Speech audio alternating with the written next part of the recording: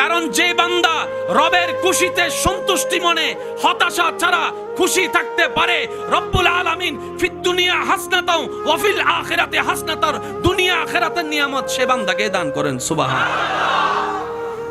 যে হা হুতাশ বেশি করে তার কাছে হারানোর সম্ভাবনা বেশি, যে শুকরিয়া বেশি করে, ধৈর্য ধরে অপেক্ষা বেশি করে, নিয়ামত তার কাছে আসবেই বেশি। এটাই চিরন্তন বাস্তব সত্য।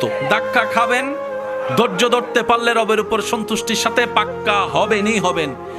এমন ভাবে আল্লাহ তাআলা আপনাকে পাকা বানাবে, মজবুত বানাবে। যারা আপনাকে ভেঙতে চেয়েছিল এক সময়, যারা আপনাকে নষ্ট করতে চেয়েছিল, ধ্বংস করতে চেয়েছিল, ওই আপনার ধৈর্য ধরে সবর করার কারণে, রবের সন্তুষ্টির অপেক্ষা করার কারণে আপনাকে আল্লাহ তাআলা এমন মজবুত দেওয়াল বাঁধিয়ে দিবেন, আপনাকে আর কেউ ভাঙার ক্ষমতা রাখবে না। সুবহান।